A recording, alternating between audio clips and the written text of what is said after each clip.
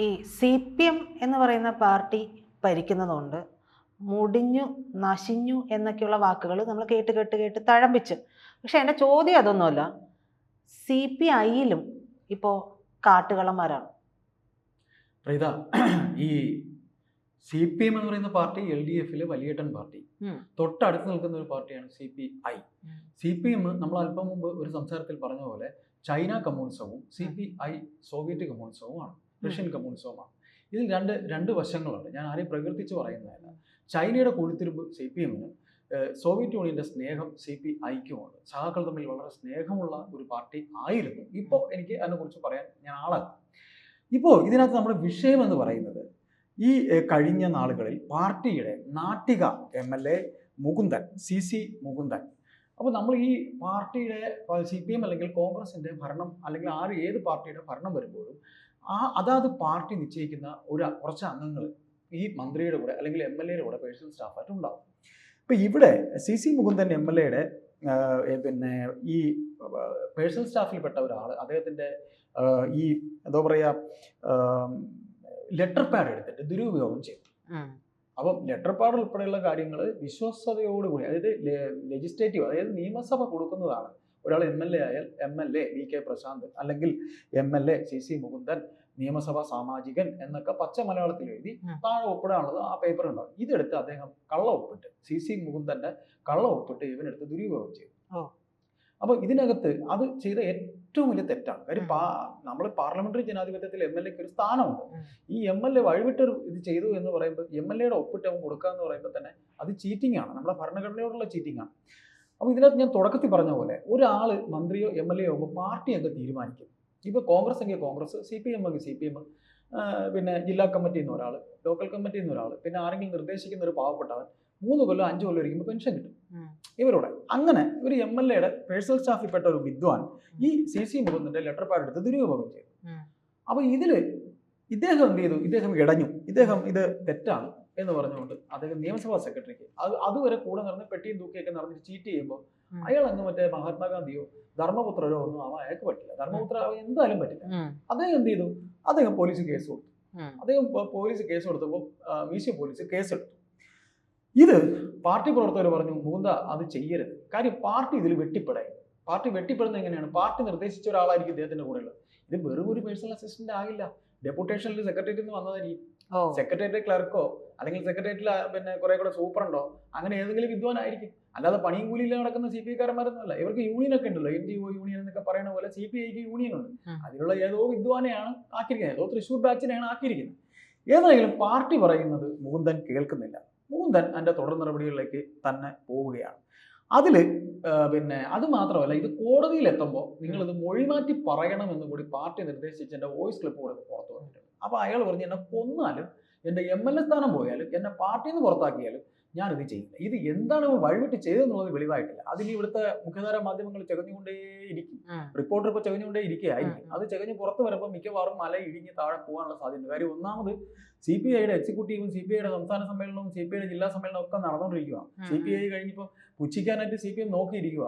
നമ്മൾ അത് ചെയ്ത് യുവമാരെന്ത് ചെയ്യും നോക്കാമല്ല എന്നൊക്കെ ആയിരിക്കും. കാര്യം ഇവരെ കൊല്ലത്തെ സമ്മേളനം നടന്ന 5 കോടി രൂപയ്ക്കാ. കോറി മുതലാളിമാരെ കാശാ. ഈ പാവപ്പെട്ടവന്മാർ ഇപ്പോൾ ഒരു ബിൽഡിംഗ് ഒക്കെ ഉണ്ടാക്കിയിട്ടുണ്ട്. CH നമ്മുടെ പിന്നെ പഴയ ഇന്ത്യ വിഷൻ ഓഫീസിന്റെ ഒക്കെ അടുത്താണ് അവരുടെ, തിരുവനന്തപുരത്ത് മോഡൽ സ്കൂളിന്റെ അടുത്താണ് അവരുടെ ഓഫീസ്. ശരി, അതൊക്കെ അവിടെ നിന്നോട്ടെ. അപ്പോൾ ഇത്തരത്തിൽ പാർട്ടിയിൽ നിന്ന് പുറത്താക്കേണ്ടി വന്നാലും താൻ തന്റെ മൊഴി മാറ്റി പറയില്ല എന്ന് വളരെ ആണത്തത്തോടെ ഈ CC മുകുന്ദൻ പറഞ്ഞിട്ടുണ്ട്. അപ്പോൾ മുകുന്ദനെ എക്സിക്യൂട്ടീവ് കമ്മിറ്റിയിൽ നിന്ന് ഇപ്പോൾ ഒഴിവാക്കിയിട്ടുണ്ട്. അങ്ങനെയൊക്കെ തുടങ്ങി. പിന്നെ അതുമല്ല, ബിനോയ് വിശ്വം അദ്ദേഹത്തെ കാണണമെന്ന് പറഞ്ഞ് വിളിപ്പിച്ചിട്ടുണ്ട്. വിളിച്ചാൽ അദ്ദേഹം പോയി അദ്ദേഹത്തിന്റെ പറയാനുള്ള കാര്യങ്ങളൊക്കെ തന്നെ പറയും. ഇത് ഒരു ഉദാഹരണമാണ്, പുറത്തു വന്ന ഒരു ഉദാഹരണമാണ്. ഇത്തരത്തിൽ എന്തെല്ലാം മിസ്യൂസ് ഈ തിരുവനന്തപുരത്തെ സെക്രട്ടേറിയറ്റിലും MLA-മാർ ഓഫീസിലും നടക്കുന്നുണ്ടെന്ന് പുറം ലോകം അറിഞ്ഞിട്ടില്ല. ഇത് ഒരെണ്ണം പുറം ലോകം അറിഞ്ഞത് പോലീസ് കേസായപ്പോഴാണ്. ഭരണം 10ാമത്തെ വർഷത്തിലേക്ക് കടക്കുമ്പോൾ എന്തുകൊണ്ട് വീണ ജോർജിന്റെ ഹെൽത്ത് ഡിപ്പാർട്ട്മെന്റ് ഇങ്ങനെ കുത്തഴിഞ്ഞു പോയി എന്ന് ചോദിച്ചാൽ, പാർട്ടി നിയോഗിച്ച ആ വ്യക്തിയുടെ പേര് പറയാൻ എനിക്ക് കുറച്ച് ബുദ്ധിമുട്ടെന്ന് പറഞ്ഞാൽ, കാരണം അദ്ദേഹത്തിനൊക്കെ അത്രയും ഹോൾഡ് ഉണ്ട്. ചിലപ്പോൾ നമ്മുടെ മുതലാളി വരെ വിളിച്ച് എൻ്റെ പണി വരെ ചിലപ്പോൾ തെറിപ്പിച്ചേക്കാം. അതുകൊണ്ട് ഞാൻ പേര് പറയുന്നില്ല. അങ്ങനെയുള്ള ചില വ്യക്തികളാണ് പ്രൈവറ്റ് സെക്രട്ടറി സ്ഥാനത്തുള്ളത്. മനസ്സിലായില്ലേ? അപ്പോൾ അങ്ങനെയുള്ള ആൾക്കാർ പ്രൈവറ്റ് സെക്രട്ടറി സ്ഥാനത്ത് വരുമ്പോൾ ഈ പറയുന്ന നമ്മൾ ശ്രദ്ധിച്ചിട്ടുണ്ട്. ഇപ്പം പിന്നെ ഈ പറയുന്ന വീണ ജോർജ് കോഴിക്കോട് ഒരു ദുരന്തം ഉണ്ടായി. അവിടെ വന്നപ്പോൾ അവർ വന്നിറങ്ങിയ രംഗം മുതൽ അവർ വല്ലാതെ പരിഭ്രാന്തയായിരുന്നു. അവർ ആരെയൊക്കെ ഭയക്കുന്നുണ്ടായിരുന്നു അല്ലേ? വീണ ജോർജ് ഭയക്കുന്നുണ്ട്. ആ ഭയം ഈ പാർട്ടി നിയോഗിച്ച ചില ആൾക്കാർ കീ പോസ്റ്റുകളിൽ ഇരിപ്പുണ്ട്. അത് അവരായതുകൊണ്ടാണ്. ഈ കീ പോസ്റ്റ് ചെയ്തിരിക്കുന്ന പാർട്ടിയുടെ ഈ കടിഞ്ഞാണെന്ന് പറയുന്ന അവരിലായിരിക്കും. നിങ്ങൾ ഇത് ചെയ്താൽ മതി, ഞങ്ങൾ പറയുന്നത് നിങ്ങൾ കേട്ടാൽ മതി, സീറ്റിൽ വന്ന് ഇരുന്നിട്ട് ഒപ്പിട്ട് പോയാൽ മതി എന്ന് വീണ ജോർജിന് ഈ പറയുന്ന പേഴ്സണൽ സ്റ്റാഫിലെ അംഗങ്ങളുടെ വിരട്ടലുണ്ട്. അല്ലെങ്കിൽ ഇവർ മന്ത്രിയായി ഇരിക്കരുത്, സ്വയം എനിക്കിത് പറ്റില്ല, ഞാൻ പറയുന്നത് കേൾക്കുന്നില്ല, എനിക്ക് മന്ത്രിയായി ഇരിക്കണമെങ്കിൽ ഞാൻ പറയുന്നത് അവർ കേൾക്കണം. ഇതങ്ങനെയല്ല. ഇത് ഒരു കാരണം. അപ്പോൾ നമ്മൾ പറഞ്ഞു പോകുമ്പോൾ ഈ സ്വർണ്ണക്കള്ളക്കടത്ത് കേസിൽ ഈ പറയുന്ന ശിവശങ്കരൻ മുഖ്യമന്ത്രിയെ ഹൈജാക്ക് ചെയ്തതല്ലേ ഇപ്പോൾ ആദ്യ ടൈമിൽ പ്രജിത കേട്ടിട്ടുണ്ടോ എന്ന് എനിക്കറിയില്ല. അതായത് മുഖ്യമന്ത്രിയായി പിണറായി വിജയൻ വരാൻ പോകുന്നു. അദ്ദേഹം VS പറ്റിച്ച് VS കാണിച്ച് വോട്ട് നേടി ജയിച്ചു കഴിഞ്ഞ് ഞാൻ തന്നെ മുഖ്യമന്ത്രി, അയാളവിടെ മൂലയിരിക്കാൻ പറയാം എന്ന് പറഞ്ഞ് സഖാവ് പിണറായി ഇറങ്ങുമ്പോൾ പിണറായിക്കൊപ്പം ഒരാൾ കൂടെയുണ്ട്. ഇതേ ആര് എന്ന് ആൾക്കാർ ശ്രദ്ധിച്ചു. ആദ്യം പിണറായി വിജയൻ പോയത് ശിവശങ്കരൻ നിഴലായി എപ്പോഴും കൂടിക്കഴിഞ്ഞു. അതാണ് ഒരു IAS ഉദ്യോഗസ്ഥന്റെ ബുദ്ധി. അല്ലെങ്കിൽ പിണറായിയുടെ മനസ്സ് അദ്ദേഹത്തിന് അറിയാൻ കഴിയും. അവിടെയാണ് പഠിച്ചതിൻ്റെയും നേടിയതിൻ്റെയും തല. എന്നിട്ട് അദ്ദേഹം ആദ്യം ഉമ്മൻചാണ്ടി കാണുമ്പോൾ പാവം ഉമ്മൻചാണ്ടി വായിൽ കൈവച്ചു, നീരെന്തിനാ എന്നെ കാണാൻ സഭയിൽ സോളാറെന്നും പറഞ്ഞുകൊണ്ട് എന്നെ എടുത്ത് എൻ്റെ കുടുംബത്തെയും ഉടുത്ത് എൻ്റെ മോളെയൊക്കെ ഉടുത്തിട്ട് എന്നെ കാണാൻ വന്നു. അവിടെ മുതൽ ഈ ശിവശങ്കരൻ എന്നിട്ട് എന്തായി അവസാനം കുഴിയിൽ ചാടി. ആര് കുഴിയിൽ ചാടി? അവിടെയാണ് രാഷ്ട്രീയക്കാരൻ്റെ മെയ്വഴക്കത്തോടെ പിണറായി രക്ഷപ്പെട്ടത് അല്ലേ? എന്നിട്ട് അദ്ദേഹം ഇപ്പോൾ ജയിലിലും കിടന്ന് പ്രഷറും കൂടി. ഞങ്ങളൊക്കെ അദ്ദേഹത്തെ കാണാൻ പോയിട്ടുണ്ട്. ഞങ്ങൾ മൂക്കത്ത് വിരൽ വെച്ചിട്ടുണ്ട്. നമ്മൾ വിചാരിക്കും നമ്മളെ ഇടമുള്ളവന്മാരാണ് ഏറ്റവും വലിയ അഹങ്കാരികളാണ്, ലോകത്തിലെ ഏറ്റവും വലിയ അഹങ്കാരി ഇതാണേ എന്ന് ഞങ്ങൾ പരസ്പരം ചോദിച്ചിട്ടുണ്ട്. ഈ ശിവശങ്കരൻ അങ്ങനത്തെ പ്രവൃത്തികളും ഞങ്ങൾ കണ്ടിട്ടുണ്ട്. ദെൻ ശേഷം നമ്മളിങ്ങനെ കൂട്ടി വായിക്കുമ്പോൾ ഇപ്പോൾ KM എബ്രഹാം, പാവം ബാലഗോപാലിന് എന്തെങ്കിലും വോയിസ് ഉണ്ടോ? പാവം ബാലഗോപാൽ എന്ന് പറഞ്ഞാൽ പാവം രാജകുമാരൻ എന്നൊരു സിനിമയുടെ പേരുണ്ട്. അതുപോലെ പാവം ബാലഗോപാൽ, KM എബ്രഹാമാണ് ഇപ്പോൾ ഭരിച്ചുകൊണ്ടിരിക്കുന്നത്. എന്നാൽ കഴിവുള്ള ഉദ്യോഗസ്ഥരുണ്ടായിരുന്നു അല്ലേ? കഴിവുള്ള ഉദ്യോഗസ്ഥർ എന്ന് പറയുമ്പോൾ അശോക് കുമാർ സാറിനെ പോലെയൊക്കെയുള്ളവരെ കൃഷി വകുപ്പിൽ നിന്ന് എടുത്ത് മറ്റിടത്തോട്ട് ഭരണത്തോട്ട് മാറ്റിയപ്പോൾ ചോദ്യം ചെയ്ത് ട്രൈബ്യൂണൽ വഴി അദ്ദേഹം തിരിച്ചു വന്നു. അപ്പം നമുക്കിവിടെ പറയാനുള്ളത്, നമ്മൾ പണ്ടൊരു പഴഞ്ചൊല്ല് പറയും, ഇരിക്കാൻ വണ്ണം ഇരുന്നാൽ ചിരയ്ക്കാൻ വണ്ണം ചിരയ്ക്കുന്ന ആൾ ചിരച്ച് തരും, ഇല്ലെന്നുണ്ടെങ്കിൽ മുറിയും അല്ലേ? മുടിവെട്ടുകാരൻ്റെ കടയിൽ പോയിരിക്കുമ്പോൾ മര്യാദയ്ക്ക് ഇരുന്ന് കൊടുത്താൽ അങ്ങേരെല്ലാം ക്ഷൗരമൊക്കെ ചെയ്യും, തലമുടി വെട്ടിത്തരും. ഇതിപ്പോൾ മര്യാദയ്ക്ക് ഇരിക്കാത്തതിൻ്റെ ഫലമാണ് ഈ ഭരണം ഇപ്പോൾ ഈ 2ാം ടൈം ആകുമ്പോൾ പൊളിച്ച് നാറി തെകിട്ടി മനുഷ്യന് മൂക്കുകൊണ്ട് അടുക്കാൻ പറ്റാത്ത രീതിയിലാണ് ആക്കിയത്. ഈ ഉദ്യോഗസ്ഥരെ നിലയ്ക്ക് നിർത്താൻ പരാജയപ്പെട്ട മന്ത്രിമാരുടെ അവസാന ഖണ്ഡിയിലാണ് ഈ MLA വന്നത്.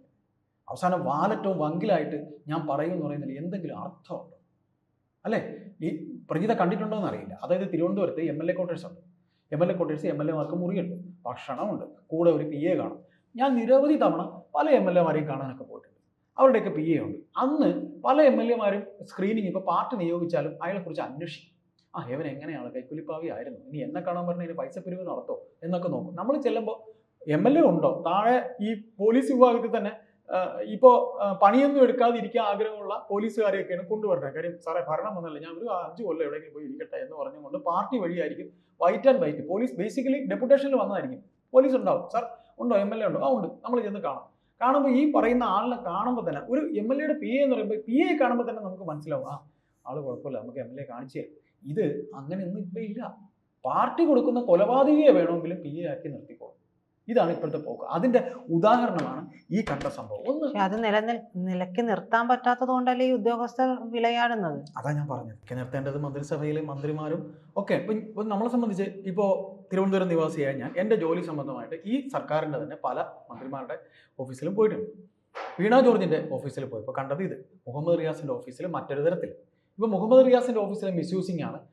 എനിക്ക് 2 ഒപ്പുണ്ടെന്ന് പറഞ്ഞ പ്രശാന്ത്, ഏത് നവീൻ ബാബുവിൻ്റെ മരണവുമായി ബന്ധപ്പെട്ട് അദ്ദേഹം മരണപ്പെട്ട് കഴിയുമ്പോൾ ഉണ്ടാക്കുന്ന കള്ളക്കേസ്. ആ കള്ളക്കേസിൻ്റെ പേപ്പർ പോകുമ്പോൾ നിങ്ങളാണെങ്കിൽ പറയും, ഞാനാണെങ്കിൽ പറയില്ല എനിക്ക് 2 ഒപ്പുണ്ടെന്ന് പറയും. 2 തന്ത ഉണ്ട് എന്ന് പറഞ്ഞതിന് തുല്യമല്ലേ. എന്നിട്ട് ആ ഒപ്പിട്ട് കൊടുത്ത ആര്?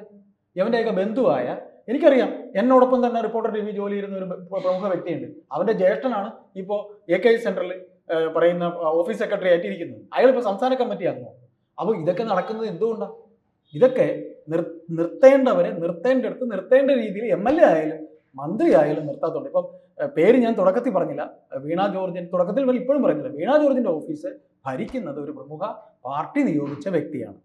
ചാടിക്കളിക്കട കുഞ്ഞിരാമൻ എന്ന് പറയുന്നതിന് പറയും വീണയോട് ചാടിക്കളിക്കടി കുഞ്ഞുമേരി, ഓടിക്കളിക്കടി കുഞ്ഞുമേരി എന്ന് പറയുമ്പോൾ കുഞ്ഞുമേരിയായ വീണ ജോർജ് ഓടിക്കളിക്കും, ചാടിക്കളിക്കും, വേണമെങ്കിൽ ചൂടുവെള്ളത്തിലും കൈയിടും, അല്ലേ? അതിന്റെ ഫലമായിട്ട് നമ്മൾ അനുഭവിക്കുക. ഏതായാലും ഒരു MLA-യുടെ ലെറ്റർ പാഡ് എടുത്ത് മിസ്യൂസ് ചെയ്തതിന് പാർട്ടി നിയോഗിച്ച പേഴ്സണൽ സ്റ്റാഫിനൊപ്പം ഇപ്പോഴും നിൽക്കുന്ന പാർട്ടി, MLA മൊഴിമാറ്റി പറയണമെന്ന പാർട്ടി, അവിടെയും തലയുയർത്തി പിടിച്ച് നിൽക്കുന്ന MLA. നമ്മൾ ആരെ പക്ഷം നിൽക്കും? ഞാനിപ്പോൾ എന്തായാലും MLA-യുടെ പക്ഷേ നിൽക്കുള്ളൂ. എനിക്ക് പാർട്ടിയും രാഷ്ട്രീയവും ഒന്നുമില്ല, ഞാൻ MLA-യുടെ പക്ഷം നിൽക്കും. ആ ചങ്കൂറ്റം അയാൾ അവസാനം വരെ കാണിക്കുകയാണെങ്കിൽ, ഞാൻ സഖാവെന്ന് വിളിക്കുന്നു, എനിക്ക് രാഷ്ട്രീയം ഉണ്ടായിട്ടില്ല, സഖാവ് ബഹുമാനപ്പെട്ട മുകുന്ദന് ലാൽ സലാം എന്ന് പറയും. അത്രയേ ഉള്ളൂ.